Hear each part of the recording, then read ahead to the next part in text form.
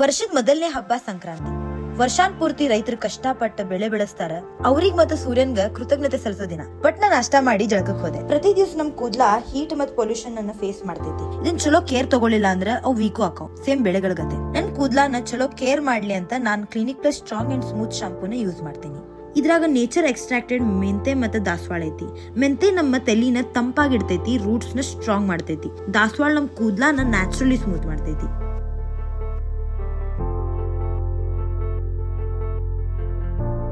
ಪಟ್ನ ready ಆದೆ. ಈ ಹಬ್ಬದ ದಿನ ಫ್ಯಾಮಿಲಿ ಜೊತೆ ಊಟ ಮಾಡೋದು ಮಜಾನ ಬ್ಯಾರೆ. ನೋಡ್ರಿ ಎಷ್ಟು ವೆರೈಟಿ ಮತ್ತೆ ಪ್ಲೇಟ್ ಫುಲ್ ಕಲರ್ಫುಲ್ ಕಾಣತೈತಿ. ಹೊಟ್ಟಿ ತುಂಬಾ ಊಟ ಮಾಡಿದ್ದಕ್ಕ ನಿದ್ದಿನ ಬರತೈತಿ. ಇವತ್ತ ಚಲೋ ದಿನ ಆಯ್ತಂತ ನಮ್ಮ ಮಮ್ಮಿ ರುದ್ರಾಂಶಿಗ ಕರಿ ಎರಿಯೋದ್ ಪ್ಲಾನ್ ಮಾಡಿದ್ರ. ಇದ್ ಯೂಶುವಲಿ 12 ವರ್ಷದ ಒಳಗಿನ ಮಕ್ಕಳಿಗೆ ಮಾಡ್ತಾರಂತ.